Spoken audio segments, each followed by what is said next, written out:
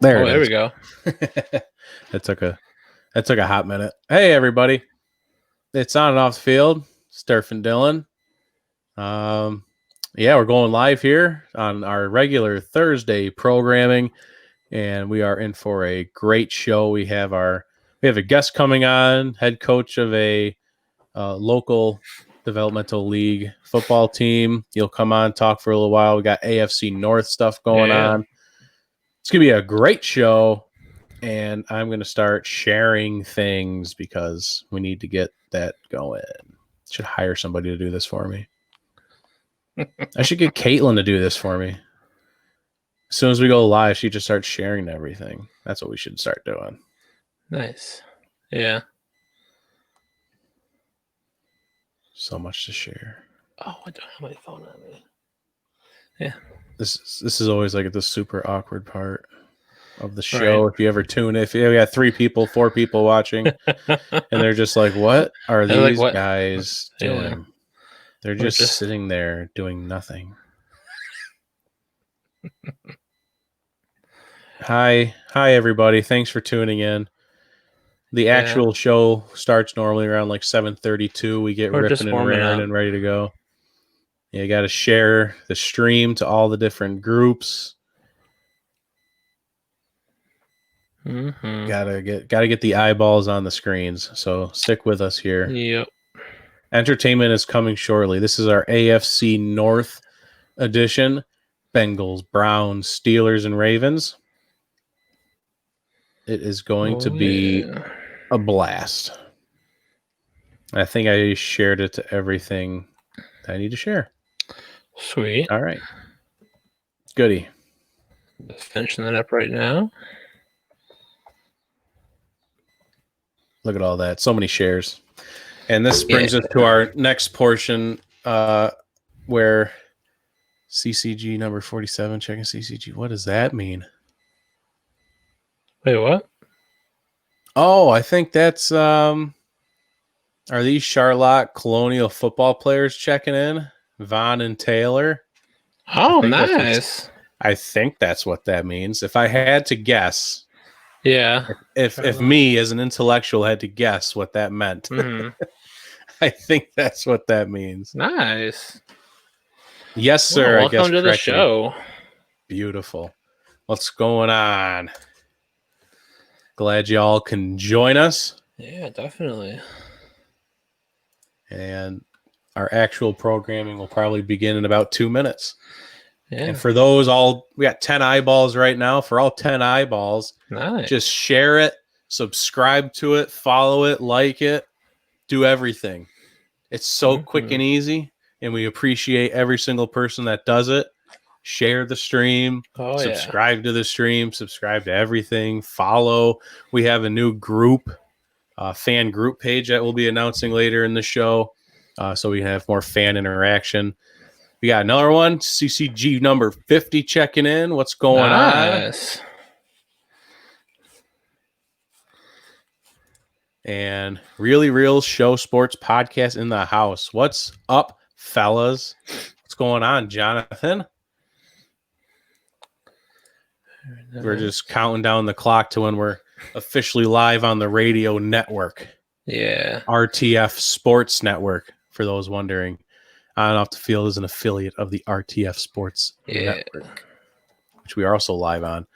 What's going on? Number 1. Nice. We got 47, 70, 50, and 1. What is popping? Yeah. Got 11 eyeballs. Shared the stream all over the place, so hopefully people will start tuning in here in the next roughly 45 seconds. Yeah.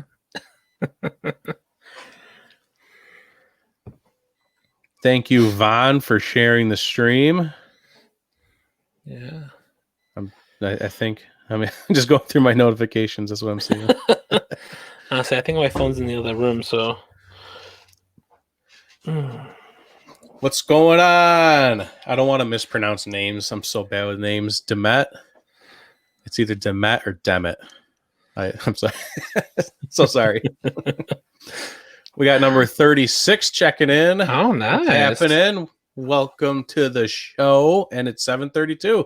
We're gonna get this officially started as I go live, and we're live officially on the RTF Sports Network. Nice. So this show is ready to roll. We have 21 eyeballs on the stream on Facebook right now. We have a bunch of reactions. We have a special guest from a local Rochester, New York football team, the head coach of the Charlotte Colonials, as our guest, and he has all of his team showing up to the stream here. We got Kodak number 28.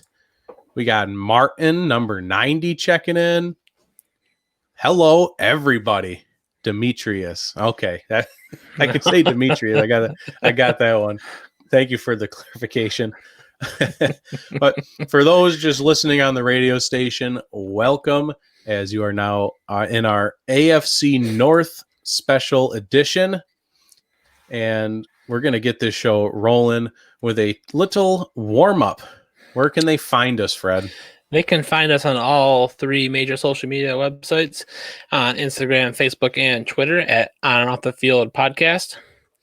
You can subscribe to our YouTube channel for uncut episodes and other great content coming soon. If you want to find out more about the show and all the great things that we are doing, head on over to onandoffthefield.com, where you can also find all the podcasting platforms that we send our shows to. And one more spot you can find us is the RTF Sports Network. You can follow the RTF Sports Network on Facebook, and you can go to rtfsportsnetwork.com, where you can listen to On and Off the Field from 3 to 4 on Thursdays, as well as Right Now on Thursday nights live. And you can listen to other great sports shows. A lot of great sports shows on the RTS Sports Network. We're probably the best. Well, at least second best, because we lost a twist. That's a really great show they got going over there, too. So I'll take the number 2 spot for the RTS Sports Network. But also on onandoffthefield.com, you can find our charities tab. And right now, you don't even have to go to the charities tab for our current fundraiser. It's right on the homepage. There's a donate button right there. Mm-hmm. But first, there's our Feeding America fundraising page that is still going on. But the new one is the Boys and Girls Club of America, which right here in Rochester is the Boys and Girls Club of Rochester. So we're raising money for them. We had our first donation from our buddy Matt. Yeah, good old Matty D. I went golfing with him yesterday. Nice. And he threw $25 in the pot, and that's already 3% towards our goal. So perfect. Just another couple $20, and we'll be there before we know it. The Boys and Girls Club of America. Donate on onandoffthefield.com. Yeah. We got just comments coming. We got Jay Green number 12, Alexander number 27, Coach Rico checking in. What's going on, Coach? Nice. I'm loving it. This is awesome. Oh, so that's our warm-up. Welcome to the show, everybody. And we're going to jump into some actual content. And of course, like always, we're going to hit the other sports real quick. Yeah. Just real quick. There's really nothing going on with the other sports, but except that they're, getting ready to get started. We can start with the bad news first, because then we're going to end on a good note. Get it out of the way real quick. The Major League Baseball came out with a 114 game season. What do they call it? Proposal. See, I knew it started with a P. I couldn't figure it out. 114 game season proposal, and they said no. Like, get that garbage out of here. That was the owners who said that, because basically this is a battle between the owners who want to play less games, because the less games they play, the less money they lose, because there's no fans there, and the players want to play more games, because the more games they play, the more money they can make. So it's generally it's just a stalemate that nobody wins. MLB doesn't win, the players don't win, the fans don't win, nobody wins. It's just a disaster.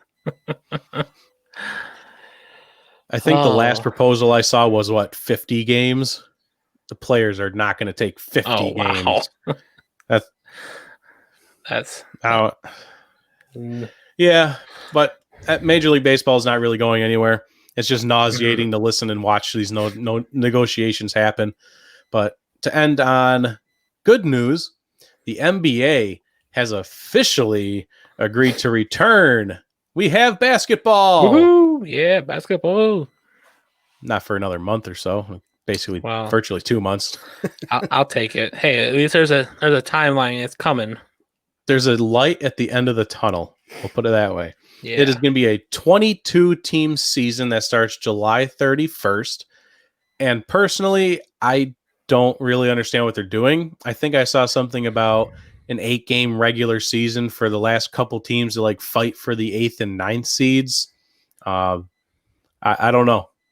They're all going to play in Orlando. There's no travel. They're all going to Orlando. They're going to hang out there. But Yep. I mean, did you understand the format more than I did? Because I don't mean, understand it. I feel like the reason they're doing the 13 teams from the West and the 9 from the East is that like the extra team in the East and then the additional 5 teams in the West, I guess they're all within a couple of games of getting the 8th seed. To me, I'd be like, nope, just cut it at the 8 and let's go. Like, let's just make this a good playoff and we'll move on. And like, there's going to be an asterisk to any championship this year because of what's going on. So let's just cut it off and go. But I think they're going to get more. They could get more media attention doing it this way. You could get more viewership on with those playing games because these teams are playing for a little bit more now. I think they have a chance now. It's kind of like a lot of those playing games, but it's definitely a weird concept to do it this way. Yeah, they definitely made this as hard as possible to understand. And right. Listening to my favorite program, the Dan Patrick Show, he brought up a very good point. And I believe the reason that they probably went this direction was because there was a lot of teams, like you said, that were close to getting that 8 seed. And you really didn't know what was going to happen at the end of the season. Anything could have happened, any seeding possibilities. The main purpose, I think, the reason they went this way was to just give the Pelicans and Zion Williams just a small chance of possibly getting into the playoffs because that's what people want. That's what people have. I know NBA has been gone for a long time now, but if we go back to the hype that Zion created around everything basketball related, that's really all this is. It's all right. Let's create a chance for Zion to make it to the playoffs because then we're gaining all the eyeballs. If Zion's not there, we might not get the average viewer that, the hardcore basketball fans will tune in, but I wouldn't probably, but I might if Zion's in there. I'd love to see Zion kick butt and win the first round of the playoffs or something like that. That'd be fun. Yeah. So that'll be I at least got one person to agree with me. There we go. And even losing to LeBron, I think that's the other part is like, and you said it's gonna put an asterisk in Ja Morant too. If he doesn't, well, I don't even know if they're doing awards. He was my rookie of the year. People are pulling for Zion for rookie of the year. He didn't even play the first half of the season. Ja's been dominating. I love Ja. Yeah. But yeah, you said they're going to put an asterisk next to whoever wins the title this year. I got one question for you. It just based off of the size of the asterisk. Do you think people will make a bigger deal about the size of the asterisk if, let's say, the 8 seed gets it? Like, let's say the Suns fight their way in for some godforsaken reason. Or maybe if you go a little bit more realistic, maybe the Celtics, someone who wasn't projected to win the finals this year, is someone like that winning it a bigger asterisk? Or will people just strictly because he's LeBron, if LeBron and the Lakers win the championship this year, will his asterisk be bigger? It's a weird question, I know. It is, yeah. I would put a bigger asterisk next to LeBron winning because just the fact that he's an aging basketball player and load management is the new biggest thing in the NBA right now, or prior to everything shutting down. But I feel like that would allow a lot of these veteran players to be super fresh on the courts, playing these, is it about 3 months, I think, is the projected timeline of this, the remainder of the season, including the finals. But yeah, I mean, it's kind of like the Cinderella story with the NCAA tournaments. If like an 8 seed comes in and just takes it all the way, like I think the Trailblazers in the West are trying to play in. So I think they were really they were really trying to get that extra couple teams in the have that play-in games. So like if they make it in, get that 8 seed, and they just clean house all the way to the finals, and then hopefully they're playing against the Celtics in the finals. But I can only wish. So Yeah, but yeah, only you. I think No one else wants that. I think the LeBron asterisks a little bigger. Yeah, it's fair. A lot of people had a lot of faith in that team, but you never know. LeBron aging, something could have happened, and then Anthony Davis injury prone, something could have happened. Right. It's just stuff that you can only talk about and like not being a realistic thing. It's just there. Yeah. It's fun to talk about, and July 31st, we'll see it play out, whatever the case may be. Maybe when we get closer, we can take our picks for who will win it all. I'm sitting right now on the Lakers with fresh legs and how much they were dominating at the end of the season. I'll take the Lakers, but I could see the Clippers being dominant as well, especially with Kawhi Leonard and his infamous postseason success. So that is it for other sports. And before we get to our NFL topics, the moment everybody has been waiting for, all of our Charlotte Colonial people commenting on here, the time has come, and I hope I got the title right. We're going to be bringing in our guest. Click some buttons. Hey, Carlo, how are you? Hey, what's going on?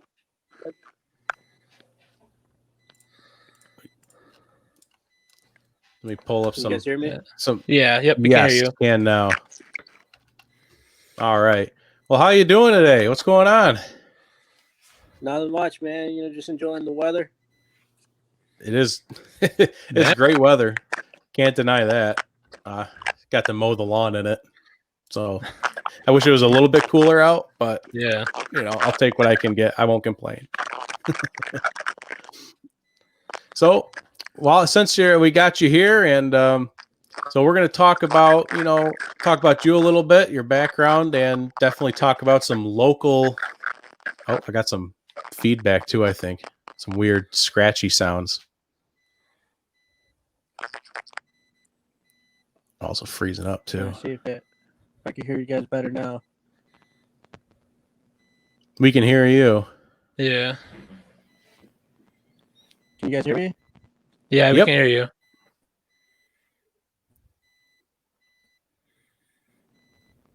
No. Can you hear us?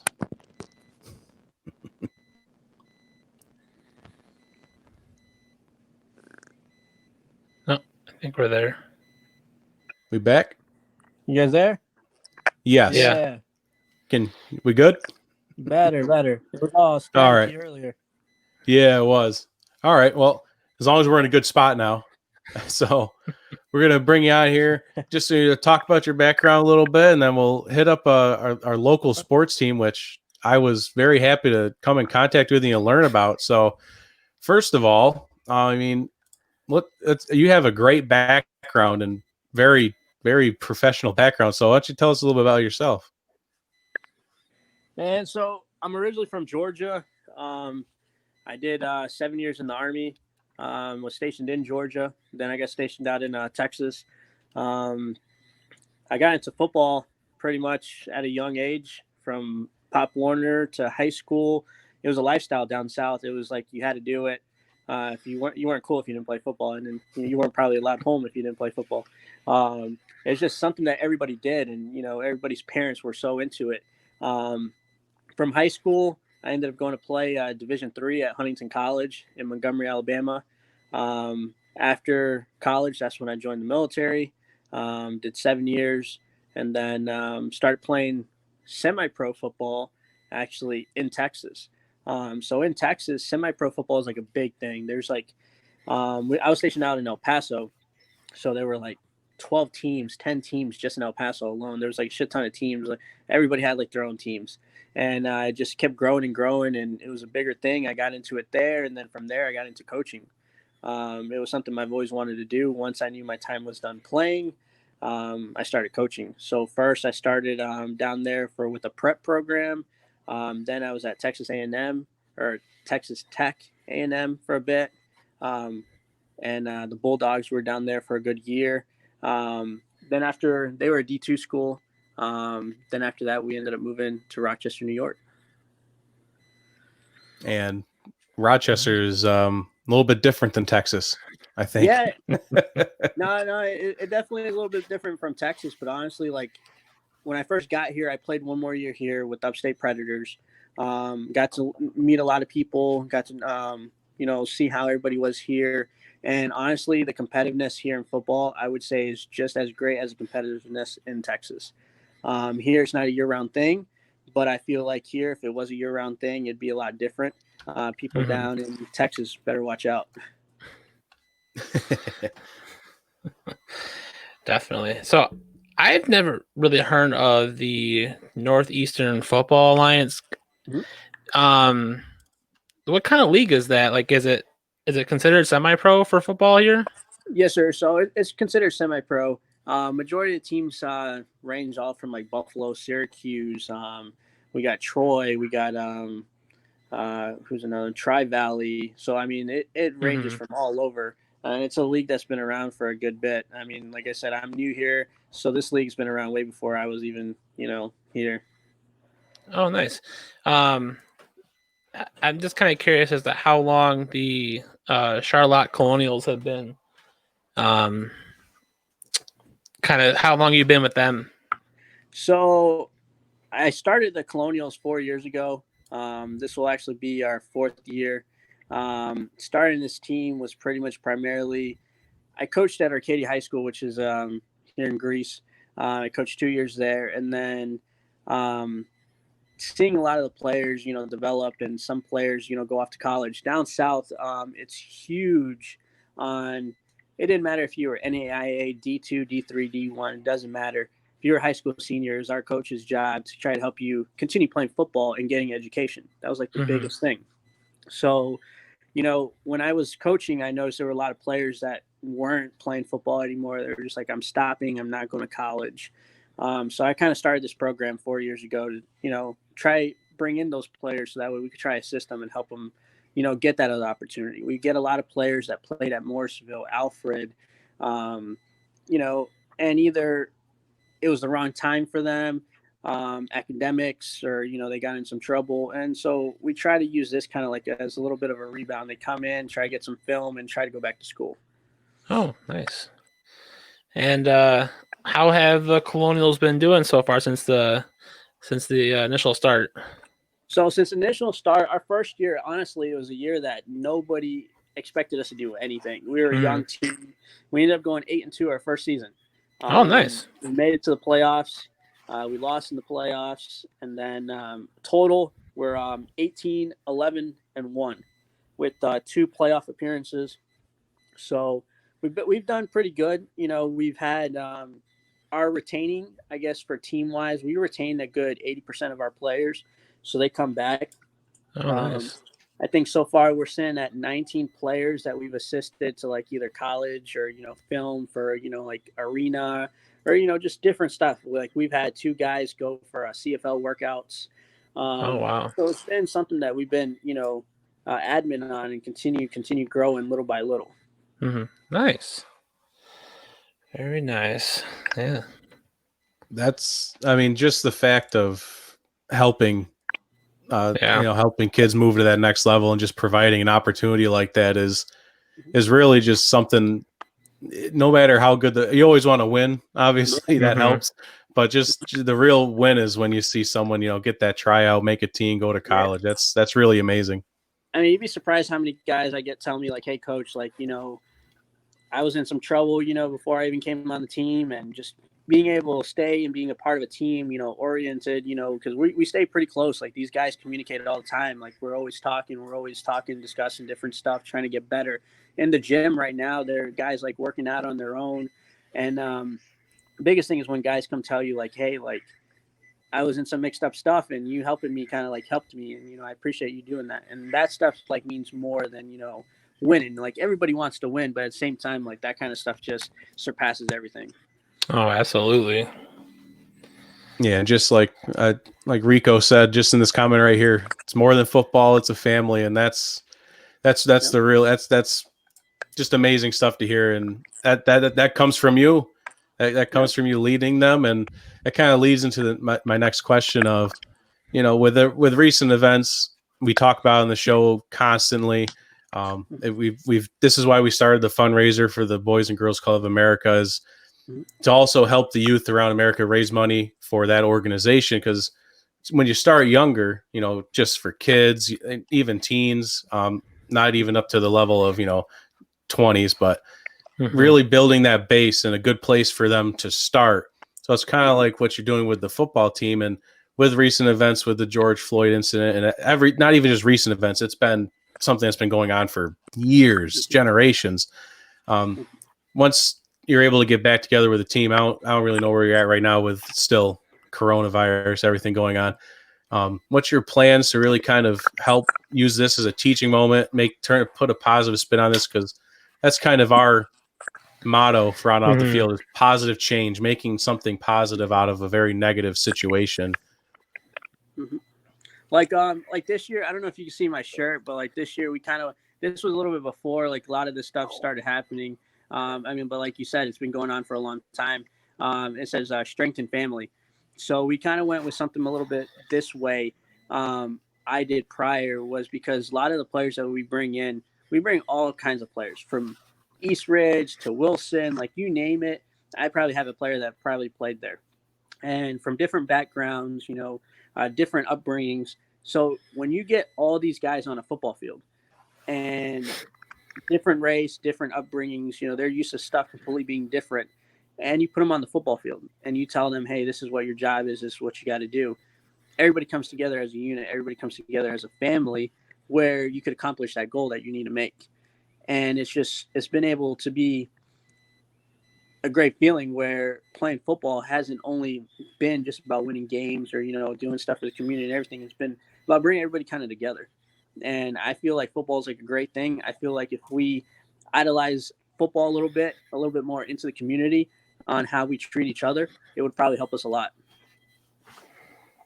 I think that's kind of the same road that Patrick Mahomes said in his social media posts. He grew up in a locker room, and he grew up around football, and just like that, around a team, which is his family, and everyone respected each other. And I think you nailed it right on the head there. And like these guys, they don't get along, and that's the biggest thing. Like we're not meant to get along, but we're meant to work through it, move past it, understand each other. Yeah, it might take a while to understand each other, but with these guys, like they get onto it on the field, they get in bickerments, they get into arguments and everything.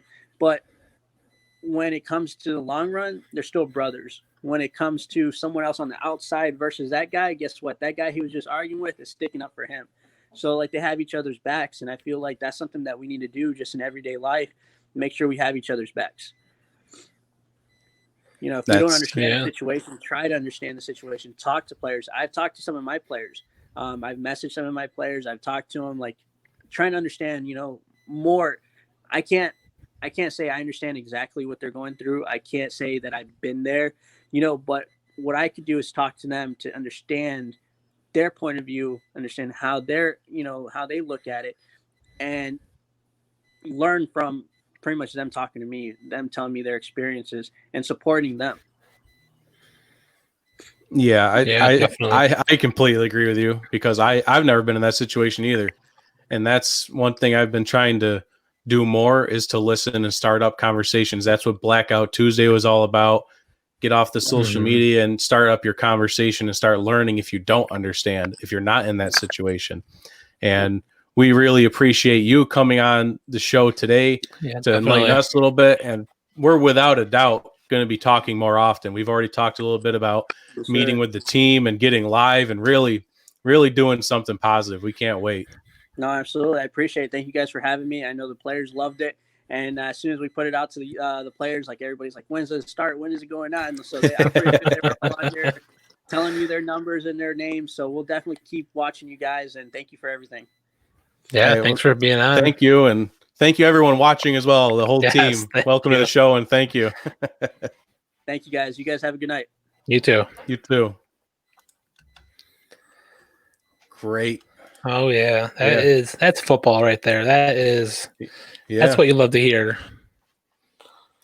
Football is more than a sport. It's easy to, the one thing I repeatedly keep seeing is, people tell athletes and they tell sports media people to stick to sports. That's been everyone's go-to. Everyone tries to speak out against injustice and everything. They say stick to sports. Sports is more than sports, though. An athlete still has a personality. He's still a human, and they use their platforms to make a positive impact. And when you tell people to stick to sports, you're telling them to basically get out of our humanity. You're just an athlete. You're not a human. Stay out of our conversations. Just stick to sports.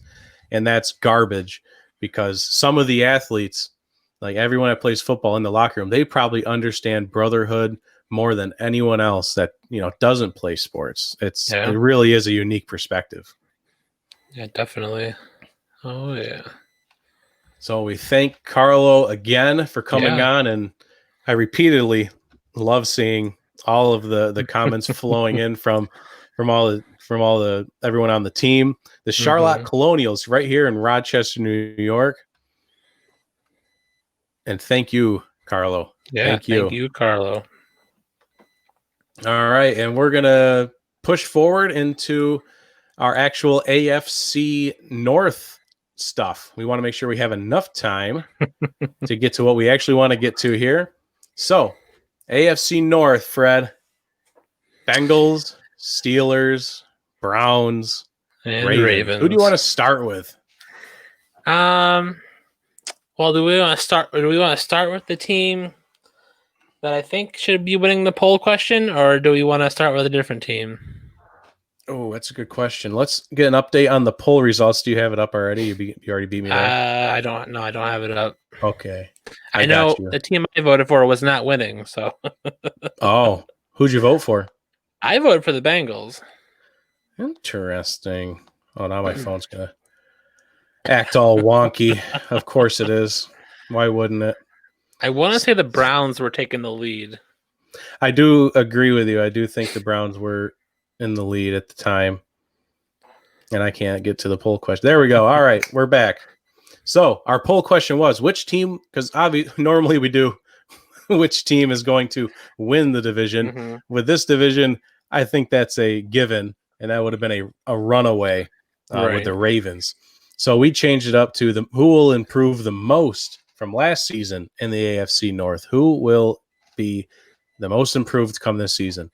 The first place was the Browns with 5 votes. The Steelers 3 votes, and the Bengals 3 votes tied. And the Ravens had 1 vote for some reason. I don't know why. I don't know why that happened. But the Browns did lead. So let's start with the Browns, like you said. Right. Let's see what we got. So the most interesting headline from this Browns offseason, which is pretty surprising, is actually about being quiet. In the past, the Browns have been very volatile, I think is the correct word I want to use there. Yes. But Baker Mayfield came out. OBJ's been pretty quiet. Everyone's been quiet over there. Baker Mayfield came out and said he's going to stay quiet and let his play do the talking. I'd like to believe that. And I think he probably said something around the same area last year. But it's what I said last year, and I think will be the same as this year. If they start losing, do the lips start moving? It's kind of where I'm at with that. And do you trust Baker Mayfield to stick to his word and just trust the Browns in general? Oof, I don't know. I mean, if there's any indication from last year with the way Baker Mayfield handled the pressure when things started getting tough for them, I mean, was it like 3 times he trimmed or shaved his beard or face during a game? So like, he clearly was crumbling under pressure. So, yeah, I don't trust Baker Mayfield to stay quiet. And I feel like it's either. And if they get on a winning streak, it's going to be he'll get loud, and then he'll quiet because they'll start losing again, and then they'll hit that low, and then he'll get loud again, and it's like it's just his too reactionary. Almost seems like is the kind of player that Baker Mayfield is, and I feel like that's what we've seen in college when he came out to the NFL, and that was something that I always worried about with him when the Bills were looking at drafting a quarterback that year. But for the Browns, it's going to be tough. I mean, we can hope that Kevin Stefanski gets the locker room in shape and kind of eliminate some of that noise that they could be putting out like they did last year, but who knows? Yeah, I think last year was amplified with there being no leadership. But Yeah. for those who want to vote on the poll, I forgot to mention this, probably should have mentioned it. If you want to vote on the poll, we have a new group page for all of our fans, the OOTF family group page. I'll be posting it on our regular like page and I'll be spamming it. But if you just Google or Facebook in the groups, OOTF family, you'll find it and you can vote in our poll. That'll be a weekly thing as well. So the Browns are interesting. I think I completely agree with you. The fact that if they're winning, Baker might kind of come out and say, "Hey, we're winning. You doubted us. Yeah, nah. And if they're losing, it'll be just the same as last season." Right. So, let's get to some game picks. With the credit to whatever this website is called, it's at the top there. playoffpredictors.com. Thank you for letting us use your site so I don't get sued. I should say that. I don't know. It probably wouldn't happen, but it's worth a try. So, week 1, Cleveland at Baltimore. Oh, that was the game that Cleveland won last year, but I'm taking Baltimore for sure. Right off the bat of the season, I'm going to say Lamar's got fresh legs. He's ready to run. Oh, yeah. I agree with you. It's week 2, Thursday night football, short week, and Cleveland's at home against Cincinnati. Oh, I think Cleveland gets their first win there. Yeah, I don't think Joe Burrow's ready to lead that offense yet. It would be, and if we disagree on a pick, we'll flip a coin. We'll see what happens. But so far, so good. Washington at Cleveland. Ooh, Washington at Cleveland. I would take Cleveland. They're at home. Yeah, the Redskins are an interesting team. It's because I want to say that I gotta see how Chase Young's going to be. That defense could be scary, but Cleveland did improve the O-line a little bit. I kind of want to pick Washington. I don't know. That defense is scary. I mean, this is like one of those, like, I'd be curious as to what the spread is going into that week to see what the point spread is going to be. I could really see either way. I'm only taking Cleveland because they're at home. All right. Since it is a coin flip, we'll take the home team. I think it is a coin flip, though. Rico is taking Washington, though. Oh, okay. Which I could see it. I could see it. I'm not going to doubt it. But since they're at home and it's so close, we'll do that. So Cleveland on the road to Dallas. Oh, Cowboys all day. Cowboys all day. Yeah, that seems fair. You'd like to think that offense is finally ready to go in Dallas. Yeah. We say that every year, but you'd like to think this is the actual year they do it. Sunday night football, Indy at Cleveland. I'm taking the Colts on that one for sure. Are you? Oh, for sure. Wow. You're very confident. Okay. I don't know. I don't like the Colts yet as a team. No? I don't like Phillip Rivers. I don't like Jacob Eason coming in as a starter. I know that was your hot take from Tuesday was Eason starts the season. Very hot take. A very hot take. We'll take the Colts. I'm fine with that. All right. I don't think it's a runaway, but no. I mean, they got a pretty good defense though. They do. It's one of their stronger, like Darius Leonard, I think is his name. Yep. He's a beast of a linebacker. Probably one of the best up and coming linebackers in the game for sure. All right, another divisional game. Cleveland at Pittsburgh. I think at Pittsburgh, Pittsburgh takes it. Okay. Yeah, that defense is scary again. Just kind of like the same as Indy. Scary defense in Pittsburgh. It's a heck of an environment. Yeah. So they're on a 3-game losing streak right now, but can they bounce back against Joe Burrow in week 7? Joe Burrow's still going to be figuring things out. I take Cleveland. It's before their bye week still, so I'm going to take Cleveland as well. They haven't. I say they struggled through the first half of the season. If anything, for Cincinnati, they bounce back in the second half. But we'll get to their schedule momentarily. Yeah. Raiders visiting Cleveland. Ooh, I'm take the Raiders because Josh Jacobs is going to come into Cleveland there. He was a standout rookie last year. I'm looking forward to seeing him. Man, I really want to take Cleveland on this one. Let's flip a coin for this one. I say let's flip a coin, but where's the bag of quarters? I got a bag of quarters over here. We're gonna. I got a better idea. Rico, split this one for us. He's doing the game picks with us. Not enough chemistry for the Raiders to win. Raiders. Oh, we got. Cameron chimes in. Hey, Cameron, my good buddy from Pulaski. Nice. He says Raiders over Cleveland, but then we got Cleveland over the Raiders from Rico. So we're still going to flip a coin. Heads or tails? Heads.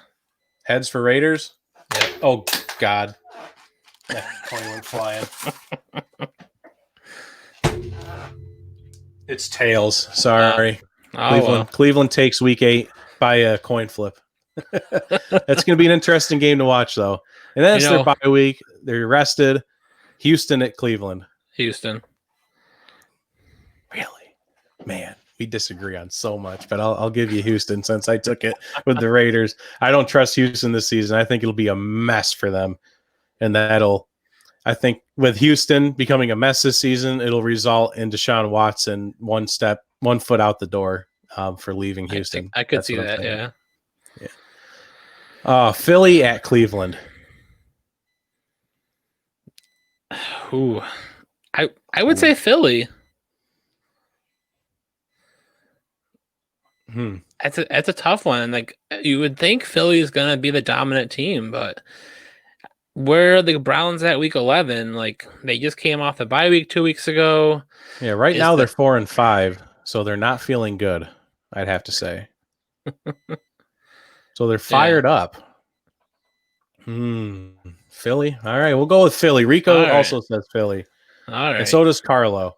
And Carlo also said Watson to the Pats. That has definitely been a hot opinion that is taken over this offseason with Bill O'Brien's stupidity. Cleveland going to Jacksonville. Look at this stretch coming up. 2 away games and then at home, and then 2 away games and at home, and then finish. Or that week 18 doesn't exist. Sorry, confusing. So who do you got? Cleveland going to Jacksonville. Tough stretch coming up for them. I think Cleveland takes it. I think Jacksonville is rebuilding. Yeah. Jacksonville, like 1-15 season. Yeah. All right, Cleveland at Tennessee. That's a tough one. Second game on the road. I would take Tennessee on that one. I would agree. Oh, my mother has chimed in.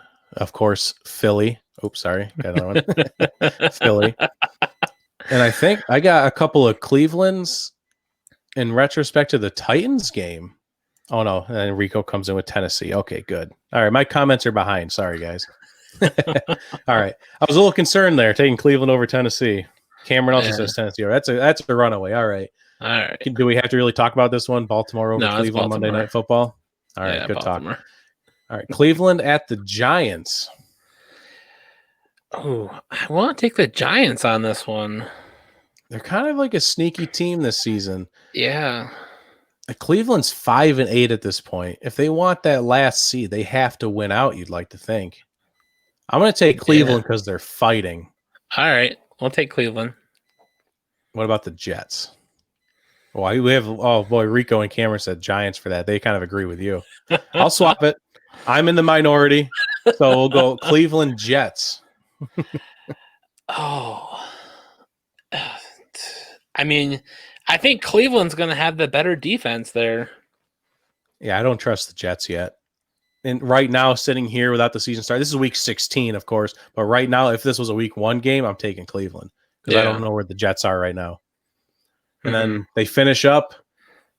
I mean, it's a losing season regardless. Are they trying to go out with a bang? Pittsburgh at Cleveland. I think it's Cleveland. I think we saw in the comments earlier is that Cleveland splits with Pittsburgh, and I think that's a good chance at the end of the season there. Plus, I think Big Ben is probably injured at that point. I think it's a mess. Over right. I mean, they probably have like Duck Hodges there playing. Because Probably. Mason Rudolph got hurt again or something. James like Conner blew out his other knee. There you go. Something like that. All right. So that's Cleveland. And since we're, kind of running out on time, not really yet, but we want to make sure we hit everything that we can. We're going to jump straight into, let's do Pittsburgh next. How's that sound? That sounds good. So week 1, Pittsburgh, Monday Night Football at the Giants. Ooh. I want to say Pittsburgh on that one. I don't know if the Giants are going to be. Big Ben will be rolling. I don't know. I don't know if the Giants are going to be ready for week 1. I'd say a lot of people trust in Saquon. I've noticed in the comments, big fans of Saquon. But yeah, I'll agree with Pittsburgh. I'm a big fan of Barkley too, but I think Pittsburgh might be a little bit more ready. Cameron says Giants, and Rico says Big Ben's going to show out. So I'll go Pittsburgh on that one because I also agree that Big Ben might show up for his redemption season. There you go. He won't make it through the season. That's my hot take. Denver at Pittsburgh. Oh, I really think Denver. I think Denver's going to have the offense this year. But against that defense, not a rookie, second-year quarterback with a bunch of rookie wide receivers. All they got really is Cortland Sutton. Ooh, it'd be a good game. That'd be a good game. I don't trust Denver. All right, we'll take Pittsburgh on that one. Yeah, you go with me. I'm the host. Oh, no. Listen to me. Denver is a sleeper team. Yeah. I will not deny that. But it's a tough Pittsburgh defense. It's only Drew Lock's second season. I would take Pittsburgh's defense to win that game. So Houston at Pittsburgh. Is this Houston falling off the train tracks, or Houston how we think they're going to play, or how people think they're going to play? I mean, for me, I think they fall off the tracks all season. I think this is going to be I think David Johnson has a pretty good season, but I just think Deshaun Watson he doesn't have his security blanket. It's not that I don't trust Deshaun Watson to play well. I don't trust Kenny Stills, and Fuller's not going to stay healthy. Stills has injury history. David Johnson has injury history. J.J. Watt can't stay healthy, and name one other player on that defense besides Merciless, I think. But I was going to say Whitney Merciless. I think people want the Texans to be good, but I just don't think they have it. Yeah, I mean, I can see the Pittsburgh Steelers kind of shutting down Deshaun Watson. So I'll take the Steelers at home. Pittsburgh at Tennessee. Ooh, that's a tough one. Yeah. I'll say Pittsburgh at 10. I'll take Pittsburgh. Dang. Okay. I was going to take Tennessee. I would have gave Derrick Henry a big game. Yeah, I mean, it depends how that defense could shut him down. Philly at Pittsburgh.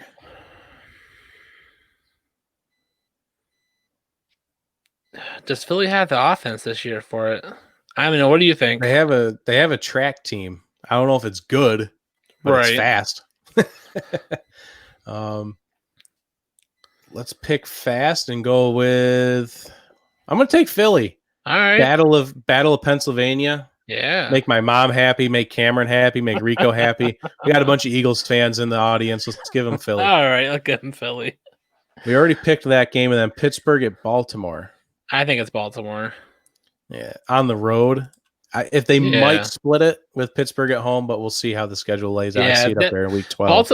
Ravens Steelers games are always, for the longest time, they were always close.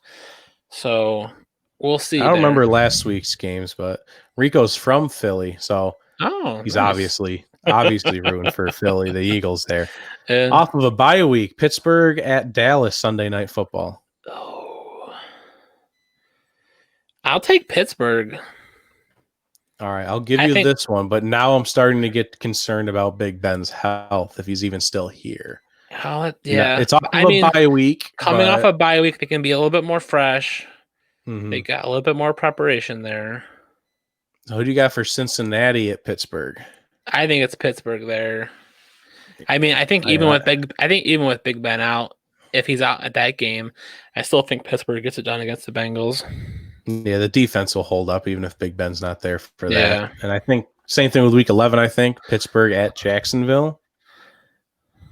Yeah, Pittsburgh. And here's the interesting one. Thursday night football, short week against Baltimore at home. Oh, at home, but it's a short week. They've come off of an away game in Jacksonville. It's still on the East Coast. So it's not a West Coast drop, which they reduced that for the Thursday night games anyway. Oh, do I want them to split? Rico says Baltimore. I could, yeah.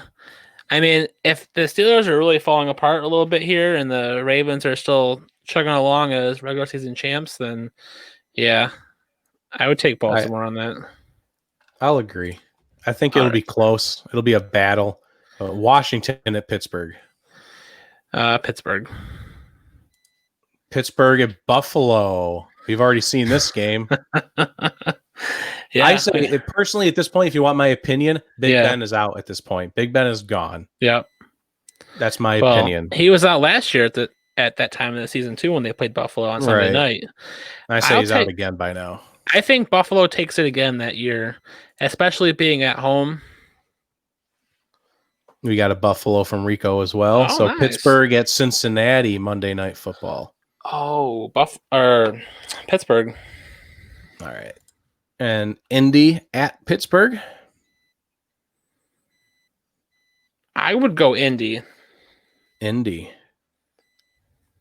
You love Indy for some godforsaken reason. You're in love with them, and I don't. I don't like Indy. I'm going to flip the coin. Which one do you want for Indy? Tails for Indy. Tails for Indy, because tails never fails. It's heads. I'm going to go take Indy anyways. Oh, you could have taken Pittsburgh. I'm going to take Indy for 10-6. I don't know if that's going to be the game that puts them at 10-6, but maybe they lose out on that Dallas one. There's a couple of weird games in there that could have gone different directions, but I think I agree with the record of 10-6. Maybe not that game of Indy at Pittsburgh. Yeah. All right, not too shabby. We'll quickly hit the Bengals because this should be pretty easy. The Chargers at the Bengals. Chargers. All right, Philly. Jacksonville at Cincinnati. Cincinnati. All right, we got one on the board for Cincinnati. Okay, all right, Baltimore. Cincinnati at the Colts. Colts. Tennessee off of a bye week at Cincinnati. Tennessee. All right. We already got that game. Cincinnati at Washington. I will take Cincinnati on that one.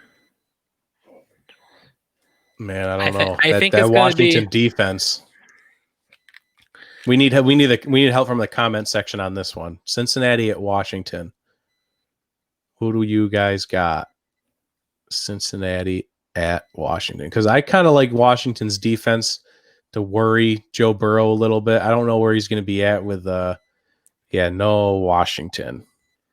It's just the defense is because the team is so terrible in Washington that we forget that defense is like close to top 5 in talent, especially that pass rush. Yeah. And they're on the road. This is their second week on the road. They already went to Pittsburgh. I'm going to take Washington. Sorry. All right. I'm sorry. The Giants off of a bye week at Cincinnati. Oh, if they weren't off a bye week, I would take the Bengals. I think the bye week gives the Giants the edge there. I agree. Cincinnati at Miami. Is Tua playing at this point? Is this the Joe Burrow Tua game? Ooh. Tua hasn't. If Tua's playing by this time, I would think he hasn't played only a handful of weeks. So Burrow's got the season experience there. I really want to see Cincy win that one though. I would take Cincy in this one personally. Yeah, because I'm like your line of logic. I think this team doesn't know who's quarterback at this point. Right. Maybe Tua's playing, but even if Fitzpatrick is in there, I don't know if this they haven't proved with a lot of talent, but I don't know if they're a cohesive unit yet. Quarterback position might be under wraps. I'll take Cincinnati. I'm fine with that. All right. Dallas at Cincinnati. Dallas at Houston. Cincy at Houston. Houston. Or yeah, sorry, Cincy Houston. I was looking at the wrong one. My mind went crazy. I think it'll be Houston. I don't know if the Bengals are going to play well on the road this year. No, I would take Houston with that. And then Baltimore at Cincy. Obviously Baltimore. So we have a 2-14 record for the Bengals, which sounds about right. Joe Burrow's first season is not going to go well. Yeah. Last but not least, the Ravens schedule. We're going to end on a high note here. Baltimore at Houston, Sunday Night Football Week 2. We had them beating Cleveland Week 1. Correct. Take Baltimore. KC at Baltimore, Monday Night Football. Oh, that's going to be the Chiefs. Yeah, I'm sorry. Sorry, Baltimore. KC's going to be a force to be reckoned with. Baltimore at Washington. Baltimore at Philly. Could be a tough one, but I see Baltimore taking it. Battle of the Birds. I think Philly's defense can't keep up with that speed. Yeah. Baltimore off of a bye week at Cincy. Baltimore. Oh, at the Colts. Yeah. Oh, did I say Cincy again? My eyeballs are broken. What am I saying? Rico said Eagles for the Week 6 game. Baltimore at Philly. He says Eagles. Okay. That we'll have to disagree with you on that one. I'm sorry. That's a biased opinion. I understand it, but I can't go with it. I apologize, Rico. Baltimore at the Colts. Oh, I think it's Baltimore. Yeah, especially off of a bye week. Colts have a good defense, but I think they're not going to play well enough for Lamar Jackson. Baltimore at New England, Sunday Night Football. Brings up a good question about where the Patriots will be at this point. Right, yeah. I mean, it's still a Patriots defense. It's still Bill Belichick. I think it's a close game with that defense. And Baltimore, how's Baltimore going to shut down Jared Stidham, who is a presumable starter for the Patriots? But, yeah, I'm going to take Baltimore. I'll take them on the road in New England. I think Baltimore we're going to see pooped on the Patriots last season, and that was with Tom Brady. Just want to remind you of that. Yeah. Tennessee at Baltimore, a playoff rematch. Oh, I'm taking Tennessee. I'm taking Tennessee too. They have them figured out. I love that. That's gonna be a fun game though. I'm gonna circle that one. Yeah. Week 13, Dallas at Baltimore, Thursday Night Football. And it's not even a short week because Baltimore has back-to-back Thursday night weeks. Oh, so then Baltimore. We have them over Cleveland in week 14. Week 15, Jacksonville at Baltimore. Okay, Baltimore. Copy that. Baltimore, the Giants at Baltimore. Baltimore. Yep. And we already had Baltimore beating Cincy in week 17, so it's a 14-2 record for Baltimore. They have such an easy schedule. They do. It's the easiest schedule in the league by far. Wow. And even the Patriots are going to have a worse year than last year, in my opinion. So that even makes it easier for them. Yeah. It's their only two losses are coming to the Super Bowl champions and the team that beat them last year in the playoffs. Yeah. So that's if Cleveland ends up being a unit and our record is wrong by week 14, maybe Cleveland takes it at home. That could be a possibility, but obviously 6-0 conference or division record, 14-2. We had the Steelers at 10-6, and that's a good spot for a seventh seed for the playoffs this year. Cleveland at 7-9, another down year, and that could really look at Baker Mayfield's future in Cleveland. And Cincinnati, obviously 2-14. They're not even in the picture. Right. Yeah. So that's our AFC breakdown. AFC North. Sorry. Rico agrees with us. Very nice. I don't see anyone else chiming in yet. I don't know where Cameron went. Cameron might have left after we had Philly losing to Baltimore. He might have got mad. Sorry, Cameron. Sorry, my mother too. She might be watching. Sorry. But that's what we have for our AFC North predictions. And that is, for the most part, pretty much our show. We still got a little bit of time left, though.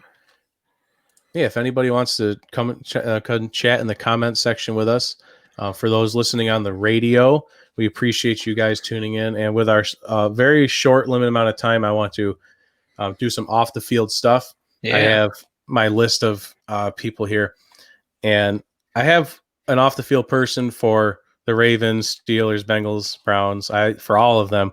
But I have to say that probably my one of my favorite ones was actually the Steelers. It was the Pouncey brothers. Pittsburgh Steelers, Marquise Pouncey. He does this with his brother in collaboration with his brother, Mike Pouncey. Caring, giving, and community, 3 simple words alone, but when combined perfectly describe Marquise Pouncey.